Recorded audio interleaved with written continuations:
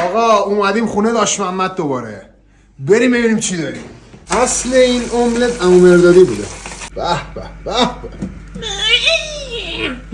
آقا امشب هزینه سنگین کردیم محصول پشت مرغ. برای امشب تمیز گرفتم. دیگه کثیف نیست، نمیخواد بشوریم. رب گرفتم میدونی چند؟ خدا تومن. کمرم راست نمیشه دیگه از هزینه سنگین. مایتابه همیشگی رو میذاریم رو گاز. زیرش رو روشن میکنیم. روغن خوشمزه رو میریزیم. زیاد نریزید بچه، شبه چاق میشه. آشپزی فقط خودم. میایم اینجا محصول پشت مرغ رو برمیداریم. رب رو باز میکنیم. میخوام مدل عمو حسنی براتون درست کنم عمو حسنی. رب میریزیم تو مایتابه.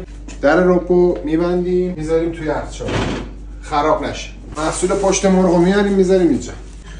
به به به به. انقدر هزینه کردم دیگه کمرم صاف نمیشه. ببینید چی گذاشتیم. یه هزینه اضافه برنج. به به به به.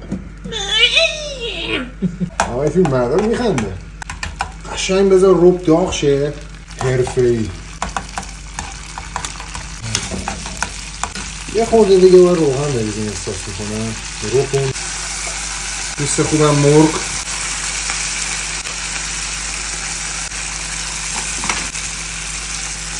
سه تا تاخونه رو میزنیم و یه املت عمو حسنی از توش در میاریم. البته این املت عمو مردادی عمو حسن تقلید کرده رو. بهش گفتم نکن خوبیت نره، گوش نداد. اومد یه تکنیک جدید زد گفت عجب اثر هنری عمو مرداد به نام خودش ثبت کرد. اصل این املت عمو مردادی بوده.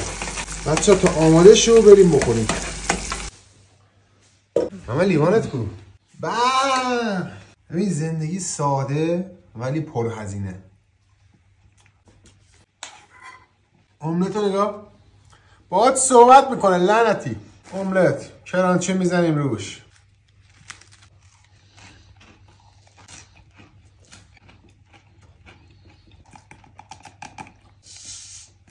دوغ آولی تهیه شده از 50 تا علی.